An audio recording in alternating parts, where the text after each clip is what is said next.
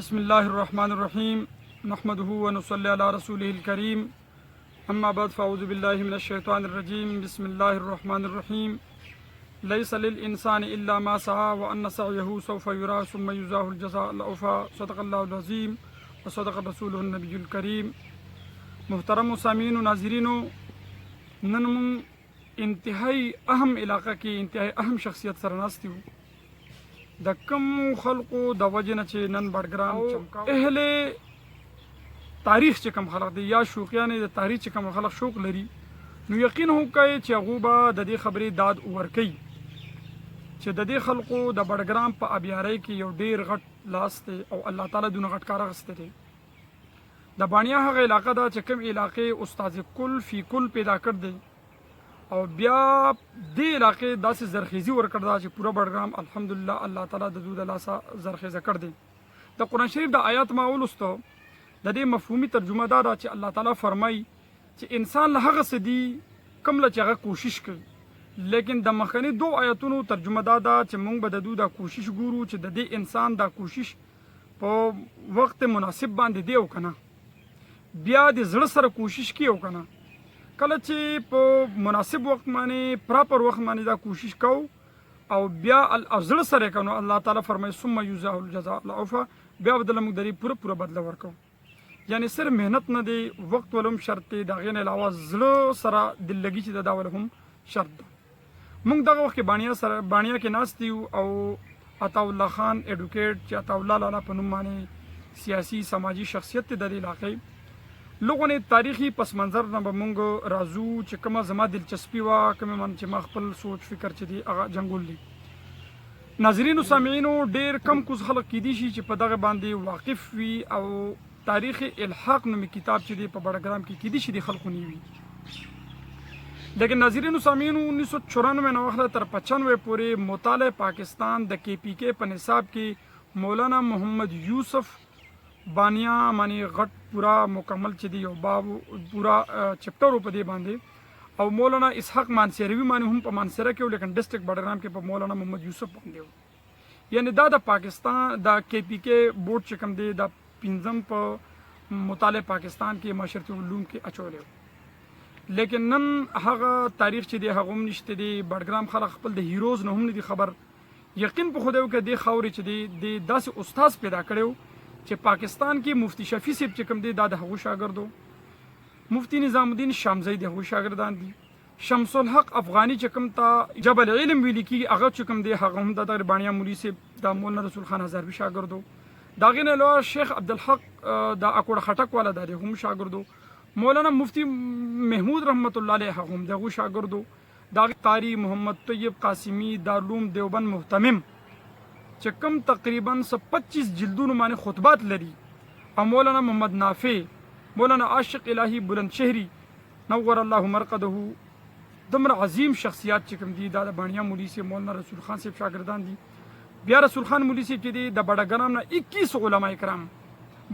مولانا عبدالمتین صاحب او مولانا محمد یوسف صاحب مرحومین سمر چې دي الله تعالی د دو قبرون چې د نور نه ډکی دو د علاقې باندې دینی خدمات پی دي لیکن دا دینی خدمات او سره سره په دې علاقه باندې ملي خدمات د دوه هم ډیر زیات مونږ په دغه حوالې سره د مولانا محمد یوسف صاحب چې کوم دی دا عطا الله خان ایډوکیټ عطا الله خان بانیا چې کوم دی مونږ سره چې ناس دی د دوی والد صاحب نو دغه حوالې سره لغونه د آغا شورش کشمیری د اشعارو نه چې دی افتتاح کوم آغا شورش کشمیری وی ہر حال میں ہر دور میں تابند رہوں گا ہر حال میں ہر دور میں تابند رہوں گا میں زندہ و جاوید ہوں پائندہ رہوں گا تاریخ میرے نام کی تعظیم کرے گی تاریخ کے اوراق میں آئندہ رہوں گا حضرت مولانا محمد یوسف رحمۃ اللہ تعالی علیہ بانیا سے تعلق رکھتے تھے اور نروڈ فیملی سے تعلق رکھتے تھے مولانا عبداللہ کے گھر پیدا ہوئے اور دارالعلوم دیوبند سے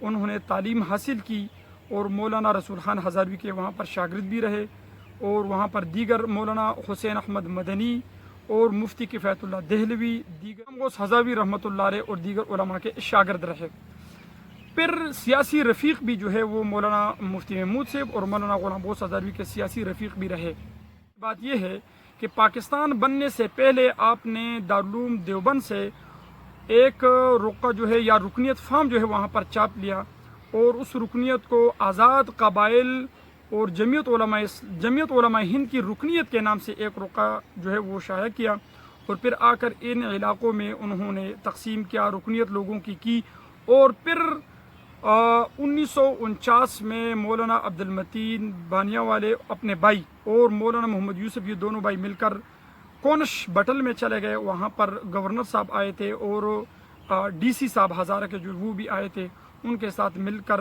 الحاق اس علاقے کی اپنے حجرے پر پاکستان کا پہلا جھنڈا جو ہے 1949 میں لہرایا اور پورے بڈگرام کا جو ہے 1950 میں انہوں نے الحاق کرائی. اور بڈگرام کا یہ جو علاقہ قبائل تھا یہ جبر ناروا سے انہوں نے ان کو خلاصی دی اور ان کو پاکستان میں شامل کیا. یہاں پر ملکی قوانین جو ہے ان کا نفاذ ہو گیا. یہ بہت بڑی غنیمت سے جو ہے وہ کم نہیں ہے، اس علاقے کے لیے بہت بڑی کوشش ہے. آج ہم ان کے فرزند ارجمند عطا اللہ خان ایڈوکیٹ صاحب کے ساتھ بیٹھے ہوئے ہیں. سب سے پہلے تو ہم ان کے انتہائی مشکور ہیں کہ انہوں نے اپنے قیمتی وقت سے وقت نکال کر ہمیں ناظرین کے سامنے آپ کے خیالات جو ہے وہ پیش کر لیں اور ہمیں یہ موقع دیا کہ ہم انشاءاللہ تعالی ان کے ساتھ گفتگو سے پہلے ان کے پرسنل لائف کی طرف ہم جاتے ہیں کہ انہوں نے تعلیم کہاں سے حاصل کی اور پھر آگے سیاسی تگ و دو جو ہے وہ کس طرح جاری کی. السلام علیکم ورحمۃ اللہ. ایڈوکیٹ صاحب، آپ پرسنل زندگی اور جو ابتدائی آپ کی تعلیم ہے اس حوالے سے جو ہے وہ. بسم اللہ الرحمن الرحیم. سب سے پہلے تو میں پروفیسر صاحب آپ کا عاطف ننگیالے، عرفان مخلص، ڈاکٹر محمد خان سابق پاک گوڑا، مومن خان، شیر علی خان بختور، منارس خان بری زمان خان بانیہ، آپ سب کا شکریہ ادا کرتا ہوں کہ آپ نے اس پراشوب دور میں اور اس گیما گیبی میں وقت نکال کر ہم جیسے پسماندہ ایریا میں ہم جیسے لوگوں کو آپ پاکستان میں یا پاکستان کے بغیر بڈگرام میں یا بڈگرام کے بعد جہاں بھی آپ متعارف کرانا چاہ رہے ہیں، کیونکہ ہماری حیثیت انٹرنیشنل لیول کی نہیں ہے اور نیشنل لیول کی بھی نہیں ہے. ہم عام سوشل ورکر ہیں اور یہی سوچ لے کے اس میدان میں آئے ہیں. جب سے والد صاحب 80 میں انتقال ہوئے تو ان کے بعد یہ خاندانی ذمہ داری بڑے بھائی امان اللہ خان اور دوسرے جو دوست تھے انہوں نے میرے سر ڈالی، جو اب تک وہ رینگتے ہوئے کیڑے کی طرح میں چل رہا ہوں. آپ نے میری بنیادی اس کے متعلق پوچھا ہے تعلیم کے، تو بانیہ چونکہ ہمارا پیدائشی و آبائی گاؤں ہے اور والد مرحوم پاکستان لانے سے پہلے جیسے آپ نے بات کی 49 میں انہوں نے یہاں ہمارا جو مرکزی ایک جگہ ہے توتان کہتے ہیں اسے، وہاں پر انہوں نے پرائیویٹ طور پہ لوگوں سے زکوٰۃ کے حساب سے یا چند اجات کے حساب سے کچھ مولوی رکھے، کیونکہ یہاں پر خط و کتابت نہیں ہوتی تھی اور لوگ اپنے خط پڑھانے یا پڑھنے کے لیے یہاں سے اگی میرے رشتہ داروں کے پاس لے جاتے تھے. اس زمانے میں جو دائی لوگ ہوتے تھے وہ لے جاتے تھے اور وہ وہاں پر وہ پڑھوا کر پھر آ کے وہ ان کو بتاتے تھے کہ یہ کہا ہے. تو اس کے لیے انہوں نے خط و کتابت شروع کی. تو اس کے لیے انہوں نے ایک مدرسہ بنایا، اس میں مقامی لوگوں کو انہوں نے کچھ معمولی مشاعرے پر رکھا اور وہاں سے ان کے یہ جو جیسے آپ نے کہا کہ جو انہوں نے دیوبند جو جبید البہ ہند میں جب تھے تو وہاں سے انہوں نے ایک مشن کے تحت ایک پروگرام شروع کیا تھا جو 49 سے پہلے 46-45 میں انہوں نے یہ اسکول سٹارٹ کیا اور یہاں پر لوگوں کو لکھنے لکھانے اور پڑھنے پڑھانے کا سلسلہ شروع کیا. 1949 میں باقاعدہ انہوں نے یہاں سے وہ گئے 48 میں کراچی. اس وقت وزیر اعظم لیاقت علی خان تھے. لیاقت علی خان سے انہوں نے ملاقات کی. لیاقت علی خان سے وہ کچھ لکھا کہ اس وقت خان قیوم جو تھا، خان عبدالقیوم خان، وہ چیف منسٹر NWP تھا.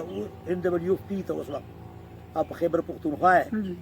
تو ان کے پاس آئے، وہاں سے وہ پھر اگی ہمارا پولیٹیکل ایریا تھا، وہ پولیٹیکل تحصیلدار ہمارا ادھر بیٹھتا تھا. تو وہاں سے چڑ کا جو فیض محمد خان صاحب کا MNA، اس کا والد اسماعیل خان، اور ان لوگوں سے پھر انہوں نے رابطہ کیا اور ایف سی کو لے کے وہ 49 میں بانیا ہے، اور یہاں قوم کے ہماری قوم بہت کم ہے، قوم نروڈ، اور انہوں نے اتفاق سے اس پاکستان کی اس الحاق کو منظور کیا، اور وہ سب سے پہلے بانیا ہے۔ اس وقت ہمارے ہاں برج ہوا کرتے تھے، تو ہمارے ہاں بانیا کا جو برج تھا، جس کو پشتو میں شگرے کے نام سے مشہور تھا، تو اس پہ انہوں نے پاکستان کا جھنڈا لہرایا، اور 47 میں پاکستان بنا، 48 میں انہوں نے اپنی ضمانت پر، کیونکہ لوگ غریب تھے، اپنے ضمانت پر ایک استاد کو لائے اور وہاں پر ایک بلڈنگ ان کو دی، اور بچے وہاں سے باقاعدہ پڑھنے پڑھانے کا کام انہوں نے گورنمنٹ کے تھرو سے شروع کیا، یعنی گورنمنٹ اسکول بنا، گورنمنٹ اسکول 48 میں ضمانت پہ استاد کو لا کر یہاں پر انہوں نے سٹارٹ کروایا۔ یہ کیا اسکول تھا؟ کوئی بلڈنگ خرید کر یا بلڈنگ نہیں، اپنے رینٹ کا بھی نہیں تھا، خود والنٹیئرلی بانیا کے لوگوں نے اس کو جگہ دی، اور وہاں وہ اسکول بھی خود لوگوں نے بنایا، اس کا کوئی کرایہ بھی نہیں تھا اس وقت، اور اس میں مطلب ہے کہ یہ جو تایا شلخے ایریا کے جتنے لوگ تھے وہ اس میں داخل ہوئے، جی، تو اس میں بچے داخل ہوئے، تو اس میں استاد جو تھا وہ یہ اروڑی سائڈ کا تھا اس وقت کا، تو اس وقت 10,000 روپے ضمانت دے کر حکومت کو کہ خدا نخواستہ یہ ٹرائب سے اس کو کوئی نقصان پہنچے تو ذمہ دار جو ہے مولوی یوسف ہوگا، تو میرے والد صاحب نے 10,000 روپے کی ضمانت دے کے گورنمنٹ سے وہ استاد اپنی ذمہ داری پہ یہاں لے آئے، تو یہاں سے ہمارے 48 کا وہ سسٹم سٹارٹ ہوا۔ اسی اسکول میں جب میں اس کے بعد میں 53 میں پیدا ہوا، جب اسکول کا وقت ہوا تو اسی اسکول سے میں نے پرائمری کیا، اور پھر اس وقت تک 64-65 تک پھر کزابانڈا میں لوئر مڈل اسکول بنا 62 میں، اور پھر جب میں میٹرک کا وہاں سے میں مکمل کیا۔ میٹرک کے بعد جیسے میرے والد صاحب ہندوستان میں تھے، ان کے دوست تھے، جب وہ والد صاحب فارغ ہوئے دیوبند سے تو وہ وہاں پر کانٹریکٹ کا کام کرتے تھے۔ ٹھیکیدار میں آنے کے بعد سب سے بڑگرام میں پہلے کانٹریکٹ جو تھے، یہ جو اسپتال تھانہ جو بنا ہے، جو اسپتال بنا تھا، جو مڈل اسکول بنا ہے، یہ میرے والد صاحب کے کانٹریکٹ میں بنتے، ٹھیکے میں بنے تھے، اور اس وقت سے بچی جو چادریں تھیں وہ ہمارے یہاں پر حجرے پہ والد صاحب نے لگائی تھی، جو بڑگرام میں کسی کے پاس چادر کا تصور عمر میں۔ اللہ تعالیٰ وہ دن جو نبی صلی اللہ علیہ وسلم نے فرمایا تھا کہ ایک دن ایسا آئے گا کہ ایک عورت مشرق سے سونا لے کے ہاتھ میں مغرب تک جائے گی، اس کو لوٹنے والا چھیڑنے والا کوئی نہیں ہوگا، تو اس ملک کو امن کا گہوارہ بنا دے۔ تو اللہ کا شکر ہے کہ آج جو جہاں بھی گھر بنانا چاہ رہا ہے، تو شکر الحمدللہ کہ وہاں پر وہ گھر بن رہا ہے، اور مجھے ذاتی بھی خوشی ہوتی ہے جب میں ان پہاڑوں پہ چلتا ہوں تو میں جب دیکھتا ہوں تو مجھے اپنی والد کی وہ بات یاد آتی ہے کہ اگر جو آدمی گاؤں میں نہیں رہ سکتا تھا، اگر ایک عورت بھی وہ پہاڑ کی چوٹی پہ رہتی ہے تو وہ اگر اس میں کوئی فرق نہ ہو تو اس کے دروازے پہ کوئی نہیں جا سکتا، تو اس سے بڑے امن کی کوئی بات نہیں ہو سکتی۔ بالکل جی، یہ اللہ کا شکر ہے۔ جی، پھر میں نے میں نے جو ایجوکیشن کی اپنی بات کی تھی، بات میری لمبی ہو گئی، تو میں پھر کراچی گیا، تو میرے والد صاحب کے دوست تھے عزیز اللہ جنگ، ان کے جو اپنے کاروبار تھے، انہوں نے والد صاحب سے کہا کہ یہ آپ کے بچے میرے بھائی ہیں اور یہ میرے ساتھ رہیں گے، تو چونکہ ان کے جو کاروبار تھے انہوں نے ہمیں اہم رول دیا، اور ہم نے کراچی سے میں نے بھی گریجویشن کیا، میرے بھائی نے بھی وہاں سے گریجویشن کی، میں نے لا بھی وہاں سے کیا، میرا بھائی بھی وہاں سے لا کیا۔ اب میرا بھائی ان کے ساتھ اس کمپنی میں پارٹنر ہے، میں تو سیاسی دھکے کھاتے ہوئے ادھر آ گیا، لیکن وہ الحمدللہ دبئی میں بھی کاروبار کرتا ہے، اور کراچی میں اس کے بہت اچھا خاصا کاروبار ہے، کروڑ پتی ہے، اور مطلب ہے کہ اس میں اچھا وہ جو ہمارے جتنے بھی وہ ہمارے والد کے دوست تھے، عزیز اللہ جنگ، مسعود اللہ جنگ، ان کا والد اللہ ان کو بخشے، وہ اب اس کا بیٹا ہے وہ سمیع اللہ جنگ، وہ ہے اب اس کے ساتھ وہ پارٹنر ہے، اور وہ اکثر ہم سے رابطے میں رہتے ہیں۔ تو ہم نے وہاں سے تعلیم کی، گریجویشن کی وہاں۔ پھر ہمارے والد صاحب 80 میں 17 دسمبر 80 کو ان کا انتقال ہوا، تو مجھے مجبوراً، ہم 2 بھائی تھے، تو وہاں پر پھر بھائی نے کہا کہ میں وہاں گزارا نہیں کر سکتا، اور مجھے انہوں نے یہاں بھیجا۔ 80 سے میں ادھر ہوں، 80 کے بعد پھر میں 2-3 سال رہا، 83 میں الیکشن ہوئے، تو سب لوگوں نے مل کر مجھ پہ انہوں نے اعتماد کیا، اور 83 سے لے کر 91 تک میں ممبر ڈسٹرکٹ کونسل مانسیرا رہا۔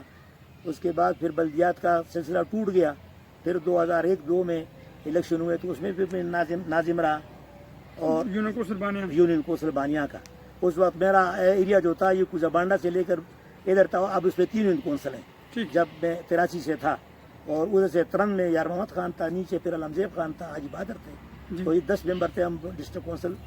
तो उस वक्त अल्लाह की मेहरबानी से गवर्नर फजल हक था, तो उस वक्त हम लोगों की डिमांड पे, बडगाम के मेंबरान डिस्ट्रिक्ट कौंसल के डिमांड पर उन्होंने एशियन डेवलपमेंट बैंक के तवसत से बडग्राम में 85 गांव बिजली के मंजूर करवाए। उसमें तकरीबन बडग्राम का पूरा एरिया तकरीबन उसमें बिजली में, पहले तो बडग्राम तक बिजली थी, शायद पगोड़े में बिजली होगी, क्योंकि बडग्राम तक बिजली थी, तो रास्ते में एक बाकी गाँव में बिजली नहीं थी, बल्कि मैदान में भी शायद बिजली नहीं थी।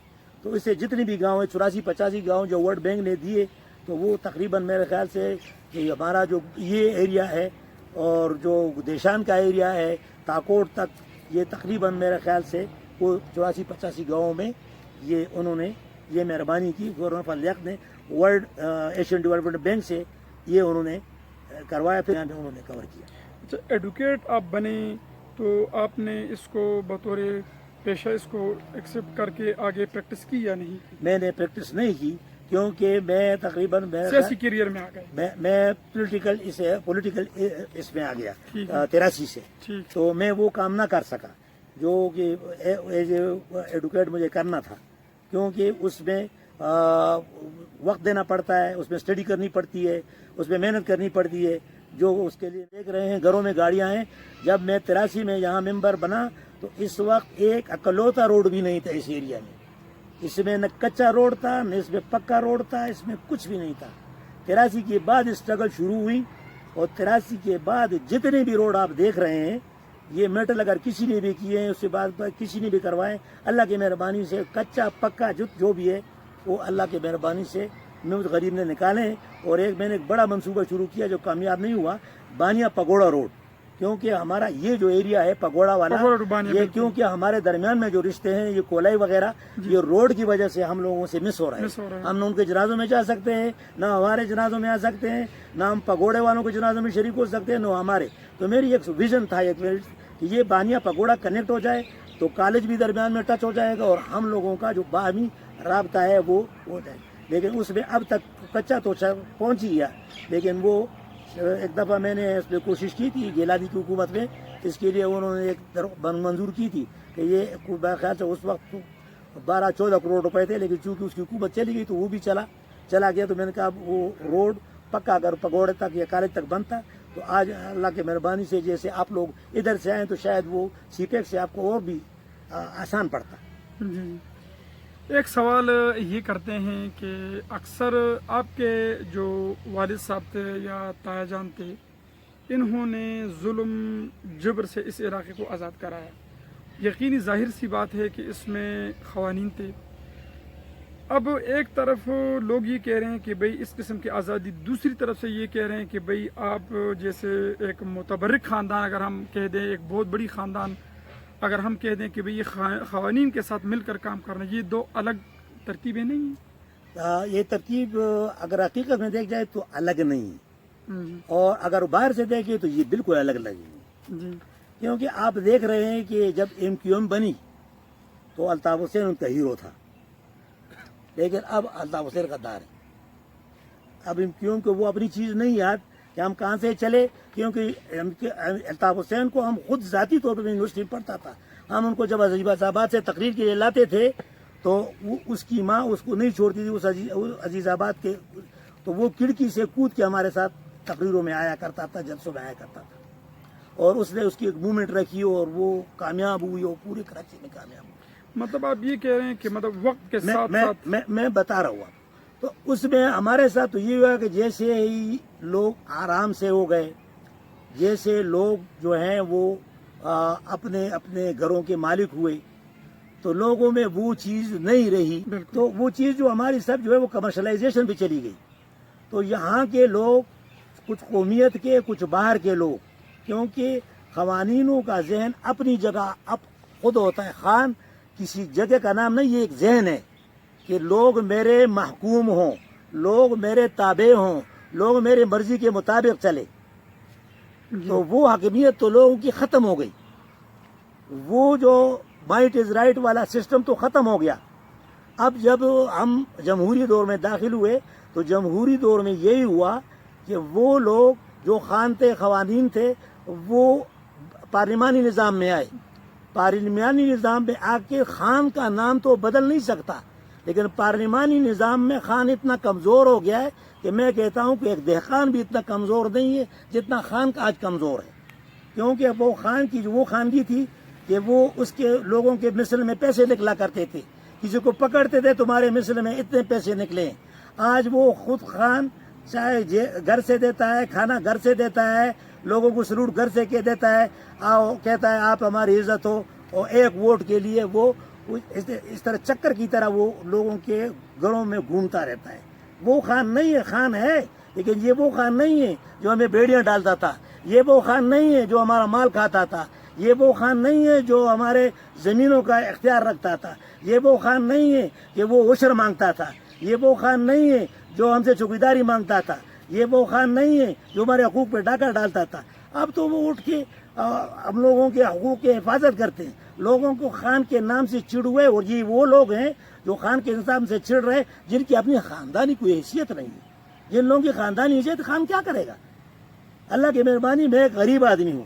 یہ جہاں آپ یہ خطے پہ بیٹھے ہوئے، یہ اللہ کی مہربانی 300 کنال ہے. اس میں اللہ کے علاوہ اور میرے بھائی کے علاوہ کوئی شریک نہیں ہے. تو خان کے پاس تو جائیداد ہوا کرتی تھی، وہ کیا چیز ہوتی تھی؟ اب تو خانوں کے پاس اتنا نہیں ہے. بڑے خان کے پاس خانوں کے پاس ہوگی. یہاں ہمارا فقیر محمد خان ہے، اس کے سب خانوں سے زیادہ اس کے پاس جائیداد. بانڈیگو کا وہ ہمارا عام آدمی، ہمارا بھائی ہے. اس کے پاس نوکر دیکھو، اس کی جائیداد دیکھو. لیکن آپ اگر دیکھیں تو وہ بھی جب نکلتا ہے اس میں اپنے الیکشن میں، تو وہ بھی اپنے اس سفید داڑھی کا، اپنی سفید پوشی کا، اپنی شرافت کا وہ کارڈ کھیلتا ہے اور اپنے لیے ووٹ مانگتا ہے. اس نے کبھی یہ نہیں کہا کہ میرے پاس 200 نوکر ہے تو میں یہ اطاولہ میرے مقابلے میں کیوں کھڑا ہوا تو میں اس کو چاقو ماروں گا. نہ یوسف خان نے یہ کہا ہے کہ تمامت دیشانی کھڑا ہو گئے تو میں اس کو چاقو ماروں گا. نہیں کہہ سکتا. 70 میں اگر آپ دیکھیں تو مولانا عبدالحکیم اس وقت بیاری، اس کا والد جو تھا وہ بیاری خان کے مکان میں رہتا تھا، لیکن وہ سے الیکشن جیت گیا. قاری یوسف کو آپ دیکھیں، وہ تو مالدار آدمی نہیں ہے. قوم نے اس کو پسند کیا، پوری قوم نے ان کو ووٹ دیا. آپ دیکھ رہے ہیں. بڑی مزے کی بات. سردار بلک جان کو آپ دیکھیں، اس کا اپنا مکان نہیں تھا اب تک. وہ دیکھیں آپ، وہ قوم گجر کا لیڈر ہے اور بہت اچھا چل رہا ہے. اور آپ نہیں تو اگر خان ہوتے تو یہ لوگ نہ ہوتے. بڑی اچھی بات آپ نے یہ کی کہ اس وقت جب پارلیمانی نظام ہوا یا ملک کے اندر جو اس علاقے میں قانون مطلب جو ہے وہ بنا، تو پھر وہ کلچر، وہ ظلم، جبر، تشدد کا جو کلچر تھا وہ ختم ہوا اور اس کی جگہ پارلیمانی نظام آیا. اب جو لوگ سیاست کرتے ہیں تو کھلا میدان ہیں، جو جتنے اخلاق کے ساتھ، شائستگی کے ساتھ، اپنی قابلیت کے ساتھ لوگوں کو متاثر کریں گے اتنے ہی آگے جائیں گے. قوانین بھی گھروں میں جاتے ہیں، منت کرتے ہیں، سماجت کرتے ہیں، اور اس طرح عام لوگ بھی. لیکن ایک المیہ یہ پیدا ہو رہا ہوتا ہے اکثر عموماً قوانین میں کہ لوگ کہتے ہیں کہ جو لوگ بھی قتل کرے وہ ان کے پاس ہوتے ہیں. اور یہ ہر علاقے میں، مثال کے طور پر اگر آپ بانیہ میں اثر رسوخ رکھتے ہیں، ایک نام ہے آپ کا، ایک کردار ہے، اسی طرح پگوڑا کے اندر یا چپرگرام کے اندر یا ہر یوسی کی سطح پر خاص خاص لوگ ہیں تو ڈل جمبے کو اپنے خاص لوگوں کو نوازتے ہیں، عوام کو ان کوئی سروکار ہے ہی نہیں. یہ بات اپنی جگہ. میں جو اپنی والد کی 3 خدمات یاد آئیں جو یہاں گزار کرنا چاہ رہا ہوں. انہوں نے پاکستان لا کر یا الحاق کرا کے ان لوگوں کو آزاد کیا. دوبارہ پارلیمانی نظام میں 70 میں مولانا عبدالحکیم کو انہوں نے لا کر اور ان کے ساتھ کھڑے ہوئے، بلکہ ان کے جھنڈے کا انہوں نے کمیز بنائی جی. اور انہوں نے یہاں سے اللہ کی مہربانی سے انہوں نے کامیاب کروایا. تیسری دفعہ پھر لوگوں نے پھر جو بندوبست آیا تو لوگوں نے ایجنسیاں مانگی. قوانین پھر اٹھوئے اور انہوں نے کہا کہ ہم ایجنسیاں مانگتے ہیں. تو میرے والد صاحب پٹواری کو لے کر، ہم بوسا گڑھ کہتے ہیں، یہ جو پہاڑ ہے یہاں سے انہوں نے اپنا سٹارٹ کیا بندوبست اور سیٹلمنٹ میں اس کو شامل کیا. یہ ننگیالے کے گھر کے پاس جو اغز بانڈا ہے، جو میاگان رہتے ہیں، انہوں نے مولانا نور شاہ مرحوم کی نگرانی میں جو میرے والد کے دوست تھے ان کو وہ لے گئے. تو وہ ان لوگوں نے بندوبست شروع کیا اور ہم نے کیا. باقی بندوبست جو ہے وہ 64 میں فل شروع ہوا.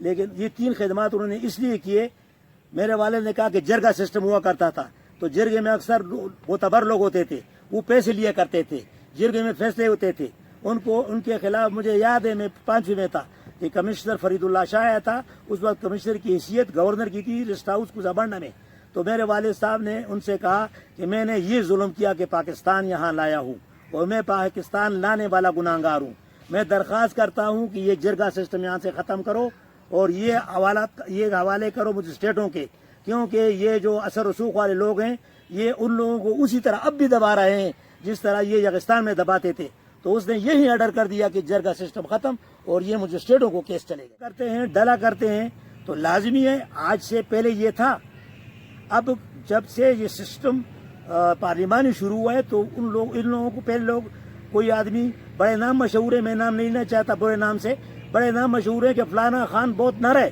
اس کے پاس اتنے مفرور ہیں، لیکن یہ کنسیپٹ اب ختم ہو گیا ہے، اس کو آپ ایک استاد بھرتی کرو تو چوکیدار سے کیا فائدہ ہے؟ بڈگرام کے لوگ سیاست شاید سمجھتے ہوں، شعور نہیں رکھتے، مفادات میں اور ذاتیات میں بہت بڑا فرق ہوتا ہے، قوم ایک ویژن لے کے آگے نکلتی ہے، جس طرح 1857 جنگ آزادی کے بعد جمعیت العلماء نے نہیں مسلم لیگ نے کیا، جمعیت العلماء ہند تو اکھنڈ بھارت کے حق میں کی، کیونکہ اس وقت ہمارے مولویوں کو سرخ پوش مولوی کہا کرتے تھے، تو کیونکہ ان کا خیال پروگرام یہ تھا کہ انڈیا میں ہندو جو ہے وہ کاروبار کرے گی اور مسلمان جو حکومت کریں گے، لیکن کچھ لوگ اس کا پتہ اس لیے چلا مولانا محمد الیاس صاحب سے، جب مولانا شبیر احمد عثمانی نے کہا کہ مولانا ہم چلتے ہیں پاکستان میں اسلام کے نام پہ پاکستان ایک ملک بنائیں گے، تو انہوں نے کہا کہ عثمانی جاؤ، اور پاکستان کے ایک بھی محلے میں اسلام نافذ ہوا تو مجھے بلا لینا، یہ ان کے تاریخی الفاظ مولانا الیاس صاحب کے، مولانا شبیر احمد عثمانی صاحب کو، انہوں نے اس کی تصدیق کب کی؟ جب سندھ اسمبلی میں قرارداد پیش ہوئی، پاکستان کی اسمبلی میں سندھ اسمبلی نہیں تھی، تو میمنوں نے مولانا شبیر عثمانی کی بے حرمتی کی اور انہیں کہا کہ یہ ملک اپنے کاروبار کے لیے بنا ہے، تمہارے اسلام کے لیے نہیں بنایا، تو انہوں نے مولانا محمد الیاس مرحوم کی وہ بات یاد کرائی کہ مولانا نے ٹھیک کہا۔ بانی علاوہ اکثر پاکستان میں لوگ سیاست کرتے ہیں اقتدار کے لیے، نشے کے لیے، اپنی ذاتی مفادات کے لیے، آپ نے اس سے کیا حاصل کی؟ میں نے اس سے جو میں نے آپ کو، مجھے تو پیدائشی طور پہ ویژن ملا اور میں خوش ہوتا ہوں، جیسے یہ کسی کو آزاد دیکھتا ہوں، جیسے کسی کو خوش دیکھتا ہوں، جیسے کسی کو مطلب ایک حجت سے حیثیت لري د پښتو په معاشره د پښتو په معاشره کې نه د پښتو په معاشره کې نه بلکې د پښتو په ټول سیمه کې چې ته ګورې د پښتو معاشره جوړه اجرې نه ده، د اجرې د تصور نه بغیر د پښتو د معاشرې تصور کول چې دا لیوني دي. زه به تا ته مثال راکړم، دلته به ته 100 پیاله چای ورکوې محفل به جوړایي، تاله یو چیلم د 300 تنو محفل جوړایي، تاله یو ډمامه یو باجه تاله د 2000 محفل جوړایي، دا د اجرې کلچر دی. ته به خیرات کوې، ته به 60 ریجې وپخایې، 3 ساوري به حلالایې، ته 3000 کسان نشي جمع کولی، لیکن ستا د اجرې د کلچر د محفل ته وګورې، دغې ته وګورې، د ساز آواز دغې شاعرۍ دې ته وګورې، او تاله په موضوع خلک جمع کوي. ستا زه به دا وایم چې ستا بنیاد چې کوم دی هغه اجره ده، هغې کې پکې تا ته تمیز ښایي، هغې کې تا ته مشر کشر تمیز راځي، هغې کې تا ته خپلو غلطو احساس کېږي. ته مشر ته چې څه خبره وکړې نو بل رور دی که څوک دی هغه تا وټاکي. اوس خو زمونږ معاشره بې تمیزه به دا شوه، اجرت ځان له یو مدرسه ده، مدرسه نه ده، ځان نه ده، یو اصلي مدرسه ځان له مدرسه نه ده. زما خپل 3 بچي دي، زه په دې ارمان د روزې نه بغیر پاتې شوم چې ما سره زما د ایجاکو ډوډۍ یو ځای نه خوړه.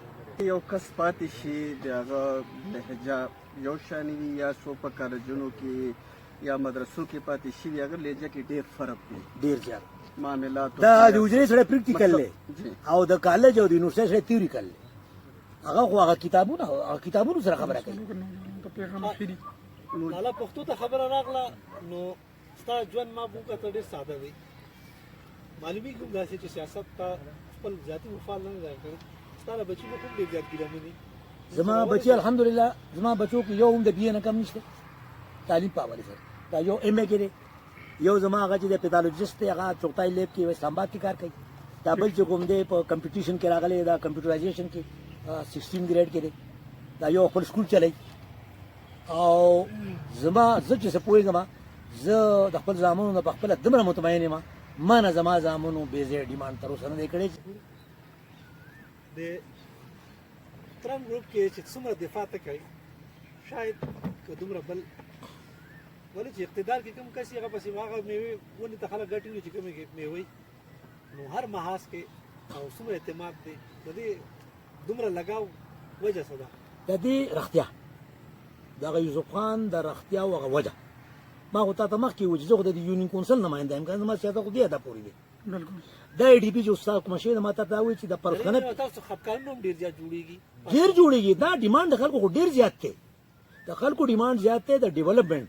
اوس ما نه خو څوک به خفه کېږي. اوس باید که مثال خبره ښیم ته په پاګوړه کې زما ورور یې زه ستا دلته ورور یم دا یقیني خبره ده که تاسو ته یو ډېر غلط کار وکړو زه وایم چې ډېر ښه کار یې کړی دی زیاتې وتره شوی نو خو په تقسیم خلق یو خو ما نه خو تنګ کوم خلق دی چې هغه ورځې ته شپه وایي.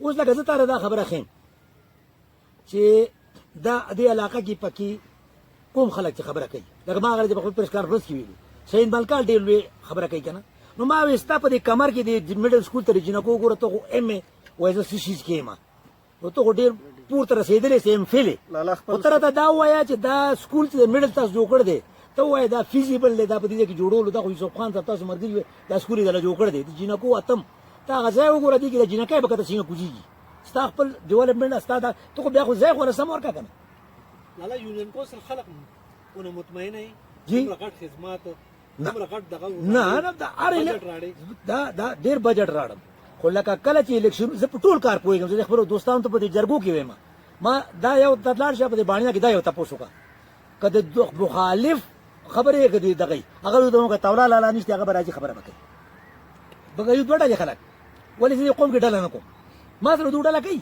اوټ کې دو کوي ډله خو ما دو سره ډله نه ده کړې. زه مطلب دا دی چې د ډلې کنسپټ زما په دننه شتې نه زه یم دا نرور یو قوم دی یو خلق دی که ملکال دی هغه یو قوم دی. لالا وخت کم دی موجوده حکومت ته په کوم نظر ګورئ او تر څو پورې به دا چلیږي؟ موجوده خو زما په خیال سره حکومت نشته موجوده خو مطلب دا دی چې زه به دا ووایم چې تماشا ده ته هم کوه زه به یې کوم. ځوانانو ته څه پیغام؟ نو ځوانان زمونږ تقریبا غیر سنجیده دي ډېر د افسوس خبره ده که هغه زما دي که هغه د بل دي دو دمه د مسخ قلندر والا خلق دی دو مخکې ناره وایي وروسته سوچ کوي کېږي دا زه چې کله وړي کوم سیاسي خلکو یو بل ته چکړي داسې الفاظ داسې سپکې خبرې نه وي داسې سپکې خبرې نه ډېر عزت سره به عزت سره به وه چې کله به د قومي جرګه کېناسته نو هر مشر به دا کوشش کو هر سړي به دا کوشش کو چې دا بل خبره وکړي هغه دا ګڼله چې دا خبره ده وکړه دې پسې به موضوع خو که چېرته دا خبره خرابه شي نو د دې ذمهواري په ما راځي دا زه نه کوم دا خبره دې وکړي هم به پرې دوا خیر وکړو نو زه به ځان دا بدنامي نه اخلم. ناظرینو سامعینو ان شاء الله تعالی دا به تاسو غور فکر سره واورئ او په دې خبرو به غور وکړئ بجای دا چې مونږ شدت ته راشو مونږ جذباتو ته راشو مونږ دا وو چې دا کس څوک دی د کس دا ولې وي د دې بارے کې ولې وي لږ مونږ دا ویډیو واورو دې نه وروسته مونږ دې باندې سوچ وکړو فکر وکړو غور وکړو چې دې کې مونږ له سبق څومره دی دې کې مونږ له رهنمایي څومره ده دې کې مونږ له اختلاف مونږ څومره سیاسي کولی شو ذاتي نه سیاسي اختلاف او دې کې مونږ له پیغام څه دی مخې ته دې باندې مونږ څه ډیولپمنټ کار کولی شو دا د علاقې ډېر نومور شخصیت دی د دوی والدین چې ما خو تاسو ته دا وایي چې څنګه خلک یو بل ته وایي چې بھائی محسن بډګرام او خادم بډګرام او فلانې بډګرام نو یقین په خدای وکړئ چې د 1949 نه والی تر اوسه پورې د دې خاندان خدمات دي لیکن ګورنمنټ نه چرته هم ځان دپاره چې دی یو داسې ډیمانډ نه دی کړی نه د تمغې کړ دی نه د واوایي کړ دی دا یو ډېر غټ نومور تاریخ لري زمونږ پاګوړی پورې د دوی د بانیا مولوي صاحب چې دي شاګردان چې دی موجود دي او د دې بانیا مولوي صاحب درو چې کوم مولانا رسول خان هزاروي خو د پاکستان نه چې د هغه شیخ الهند ثاني هغه ته ویل کېدم عظیم شخصیت و ډېر عظیم عالم و نو داسې قسم کورنۍ دا ډېره درنه بابرکت کورنۍ دا او ډېر تاریخي انداز باندې مونږ مزید تاریخات چې کوم دي تاریخ الحاق په حوالې سره چې کوم قومیت او سواتي قوم ګبرې بابا ممیال هغه حوالې سره کوم تاریخ ان شاء الله خو به زه هغه کتاب نه لیکم هغې باندې به ان شاء الله روشنی اچو دا چې تاسو وکړه نو ان شاء الله دې من سنجیدګۍ سره سوچ وکړئ، خپل ژوندګي بدل کړئ، خپل کوشش شروع کړئ، سټرګل شروع کړئ، خپل ځان چې دې ډیولپ کړئ چې کوم ځای نه قبایلستان نه کوم ځای ته الحاق ورکړو او تنها او کوم تکالیف مصیبت چې هغو ته رسېدلي هغه یې سه کړ دي، لیکن تاسو ته نن چې دي روشني رسول ده. دا شان کوم چې زموږ د لیډران دي څه نه څه درجې پورې دوی روشني رسول ده. تاسو کوشش وکړئ چې کنځلو نه بس کړئ، شدت پسندۍ نه بس کړئ، یو بل ته کنځل، درباري، جمالدار، چمچا، لوټا دا الفاظ پرېږدئ. دا تاسو مزید تباه کوي. د دې په مقابله کې چې دی یو بل عزت احترام ورکوئ او مخې ته د تلو چې دی کوشش وکړئ. علامہ اقبال فرمایي چې ضلع میں بحر میں کوکر سمل جا، تھڑپ جا پیچ کا کر بدل جا، نہیں سائل تیری قسمت میں اے موج، ابھر کر جس طرف چاہے نکل جا، خودی کی زور سے دنیا پہ چھا جا، مقام رنگ بو کا راز پا جا، برنگے بحر سائل آشنارے، کفی ساحل سے دامن کھینچتا جا. السلام علیکم ورحمۃ اللہ وبرکاتہ.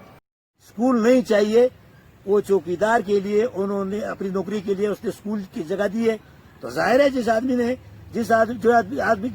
جگہ دی اور زمین اس کی ہے تو چوکیدار اسی کا ہونا ہے. 2 کنال زمین اس نے دی ہے تو اس کی چوکیدار دونوں کون سکتا ہے؟ آپ نے دوسرے کو بھرتی کیا، وہ آئے گا کدھر سے؟ تو یہ تو ایک بدنامی ہے. ان لوگوں نے اس وقت جس آدمی نے زمین دی اسکول آئے، اب تو پرائمری اسکول نے بند کر دیے، ایک پرائمری اسکول بھی نہیں آتا کیونکہ اب وہ مڈل اور ہائی پہ زور ہے، لیکن اس وقت پرائمری اسکول نہیں تھے تو اس وجہ سے وہ بن رہے تھے. میں ڈسٹرکٹ کونسل میں تھا، میں نے خود اس وقت 17-18 اسکول میں نے ڈسٹرکٹ کونسل سے بنوائے. اس وقت اب 70,000 کا لڑکیوں کا اسکول بناتے تھے اور 60,000 کا لڑکوں کا اسکول، کیونکہ اس وقت باؤنڈری نہیں تھی. تو یہ جو بنانا چاہ رہا تھا 2 کنال زمین دیتے ہم بناتے. تو ہم نے یہ بنائے ہیں اسکول، لیکن وہ اس لیے بنائے کہ ان میں جو بچیاں ہیں وہ تعلیم 2 کلومیٹر کا فاصلہ رکھیں. لیکن بعد میں لوگوں نے اتنا کیا وہ کریٹیریا کو، تو اس کا ذمہ دار تو محکمہ ہے. محکمہ رپورٹ دیتا ہے کہ یہ اسکول اس اسکول سے 2 کلومیٹر دور ہے اور یہاں اتنی آبادی ہے. ابھی آپ نے دیکھا کہ مجھ سے ابھی سپرڈنٹ نے ٹیلی فون کیا، میں نے اپنے بچے سے کہا کہ 30 شناختی کارڈ لے جاؤ، کیونکہ میں نے ڈیمانڈ کیا تھا کہ بھائی ہم کو الگ ٹرانسفارم دو. تو انہوں نے کہا کہ پہلے کم از کم آپ 40-50-60 بندوں کے گھروں کے تو شناختی کارڈ دے لینا. کس آپ کو ٹرانسفر ایک گھر کے لیے دے؟ گورنمنٹ کا قصور تو نہیں ہے. اگر میں 60 گھروں پہ 60 گھر نہیں ہو میں ٹرانسفارم مانگ رہا ہوں تو میں ظلم کر رہا ہوں، کیونکہ گورنمنٹ کا نقصان ہے. لوگوں نے اسے کیا ہے، اس سے پہلے پوچھ گچھ نہیں ہوئی. جب میرٹ پہ چلا گیا تو وہ لوگ مایوس ہے، کیونکہ سب نے تو نوکر نہیں ہونا، نہ نوکر ہو سکتے. ایک سوال، اشرافیہ مطلب خوانین وہ بھی ایک گلہ کرتے ہیں الحاق والوں سے. جو آپ کے والد صاحب تھے، چاچا تھے، ان کے ساتھ جو معاونین تھے، وہ کہہ رہے ہیں کہ انہوں نے اس علاقے کو الحاق تو کیا پاکستان کے ساتھ، لیکن کوئی بڑا ڈیمانڈ سامنے نہیں رکھا کہ ہم الحاق کر رہے ہیں، لیکن اس کے بدلے میں آپ لوگوں نے بڑگرام کے لیے کیا دینا. پرسنل کے لیے بات نہیں انہوں نے کی، ان کے بھی بڑگرام کے لیے ان لوگوں نے کوئی ڈیمانڈ نہیں رکھا. کیا خوب، یہ تو بڑی اچھی بات کی. اب اس طرح ہے کہ ایک آدمی زمین خرید رہا ہے تو بیچنے والی کا ریٹ ایک ہوتا ہے. ایک آدمی خود کہہ رہا ہے کہ میں بیچ رہا ہوں تو اس کا ریٹ اور ہوتا ہے. ہم کو گورنمنٹ نے آکوپائی نہیں کیا، ہم اپنے ان خانوں کے ڈر کی وجہ سے گئے کہ ہمیں بچاؤ، تو ہم ان سے کیا ڈیمانڈ کرتے. اب آپ کسی کے گھر میں جا کے کچکول لے کے پھرتے ہیں کہ اس میں کچھ ڈالو اور اسے کہتے ہیں کہ آپ پلوا ڈالیں گے اس میں. بھائی وہ جوار ڈالیں گے، مکئی ڈالیں، کیا ڈالیں گے؟ جو بھی وہ ڈالنا چاہے ڈالے گا. ہم نے بھیک مانگی امن کی، امن آ گیا ہے. ہم نے نہ لوگوں کے لیے نہ برات مانگی ہے. اگر برات مانگتے تو میں یہاں بیٹھا ہوں تو میں شہنشاہ ہوتا، میرا وظیفہ ہوتا، میرے بیٹی کا وظیفہ ہوتا، میرے باپ کا وظیفہ ہوتا، میرے ماں کا وظیفہ ہوتا. ہم نے کیا لیا؟ الحاق پاکستان آپ لوگوں نے کیا. آپ کے والد صاحب کا نام بھی KPK بورڈ نے پنجم کے معاشرتی علوم میں ڈالا اور تاریخ بھی. کبھی گورنمنٹ نے صدارتی تمغہ یا اس قسم کے تمغے جرت یا اس قسم کے پذیرائی دی یا کوئی پیشکش کی آپ لوگوں کو؟ میرے خیال سے پاکستان میں آج تک تو جرت والی حکومت کو آئی نہیں. وہ جرت کا تمغہ کیا ہے؟ پاکستان میں تو پاکستان کا کوئی آدمی آیا نہیں ہے. پاکستان میں امریکہ سے آدمی آتا ہے، پاکستان میں فارن کا آدمی آتا ہے. وہ تو ان اپنے آقاؤں کو خوش کرے گا. وہ ہیروز کو کیا کرتا ہے؟ انہوں نے اس کو کیا کرنا ہے؟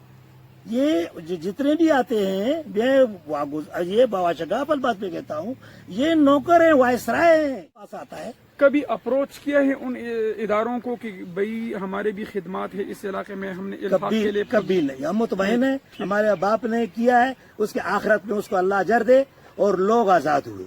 ہمارے باپ نے کسی لالچ کے لیے کیا نہیں ہے. تو ہم کسی سے کیا چیز لیں؟ اس سے بڑا تمغہ ضرورت کیا ہے کہ آج اللہ کی مہربانی سے میں یہ کہہ سکتا ہوں کہ میں مولوی یوسف کا بیٹا ہوں. وابستگی آپ کے ترن خان کے ساتھ رہی ہماری تو سیاسی وابستگی بھی نہیں، ہمارے تو خاندانی وابستگی بھی ہے. اور خاندانی بھی آپ کے مطلب اس کے ساتھ رشتے بھی ہیں. بالکل ہے. میرے خیال میں پھوپھی کا بیٹا ہے. میرے پھوپھی کا بیٹا نہیں، میری بیگم جو ہے وہ عطا محمد خان کی بہن، ٹھیک ہے جی. عطا رحمان خان کی پھوپھی ہے، عطا اللہ خان رشتہ بھی ہے. کی پھوپھی ہے، رشتہ اور بھی اس کی کزن ہے یوسف خان ترن کی.